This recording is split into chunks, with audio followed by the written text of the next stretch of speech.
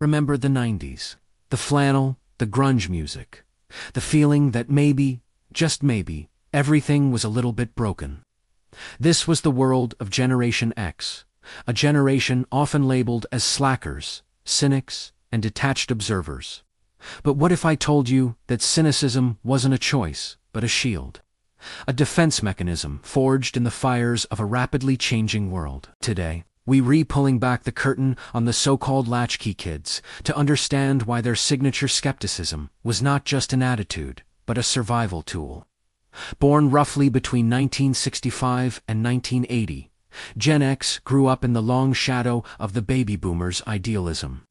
They were the first generation to experience widespread divorce, becoming the original latchkey kids, who came home to empty houses. While their parents were out redefining work and family, they learned independence the hard way.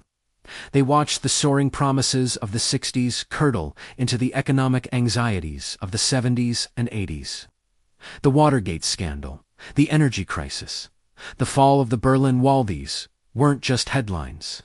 They were the backdrop to their childhoods. They learned early on that institutions could fail and that promises could be broken. Think about the media they consumed. The anti-heroes of films like Pulp Fiction and Clerks weren't saving the world.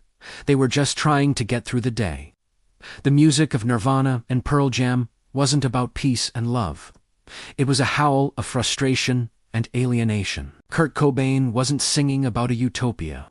He was singing about feeling dumb and contagious. This wasn't apathy. It was a raw, honest reflection of a world that felt increasingly absurd and commercialized. They witnessed the rise of MTV, which turned music into a visual commodity, and the dawn of the 24-hour news cycle, which bombarded them with one crisis after another. This constant exposure to hypocrisy and commercialism bred a deep-seated distrust of authority and advertising. Gen X developed a powerful BS detector. They saw the slick marketing, the empty political slogans, and the corporate doublespeak for what it was. Their cynicism was a way of saying, "I see what you're doing, and I'm not buying it." It was an intellectual armor against a world that seemed determined to sell them something, whether it was a product, an ideology, or a false sense of security. They questioned everything because they had seen firsthand what happens when you don't. This skepticism also fueled a fierce sense of self-reliance. If you can't trust the system, you learn to trust yourself. Gen X became masters of navigating chaos.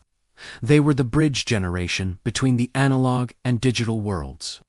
They remember life before the internet, but they also pioneered its early frontier. They built the first websites, founded the dot-com startups, and learned to code in their basements.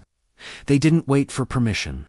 They saw a problem and figured out how to solve it themselves, often with a sarcastic joke and a healthy dose of pragmatism. This DIY ethos extended to their entire lives. They balanced work and life not because a corporation told them to, but because they valued their time and their freedom. They saw their boomer parents burn out in pursuit of the corporate ladder and decided to forge a different path. They weren't slackers. They were strategic. They were looking for meaning, not just a paycheck. This quest for authenticity is perhaps their most enduring legacy. In a world saturated with artifice, they craved the real, the unpolished, and the genuine.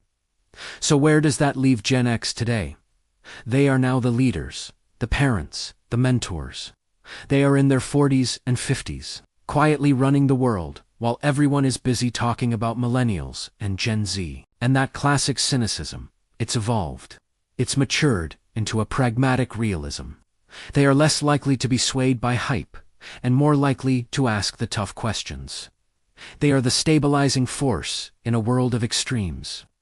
The calm voice of reason that reminds us to check the facts and question the narrative. The irony is that the very cynicism that once defined them as outsiders has become an essential tool for navigating the complexities of the 21st century.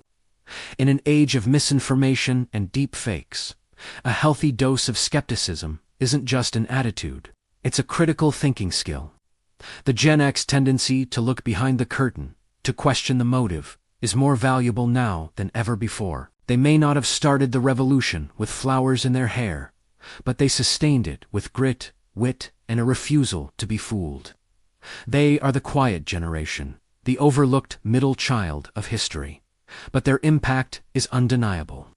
They taught us how to be independent, how to question authority, and how to find humor in the absurdity of it all. So the next time you meet a Gen Xer with a sarcastic comment and a skeptical eye, remember, they're not being negative, they're just keeping it real.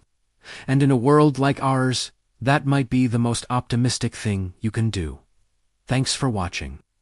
If this story resonated with you, hit that like button and subscribe for more deep dives into the generations that shape our world. See you next time.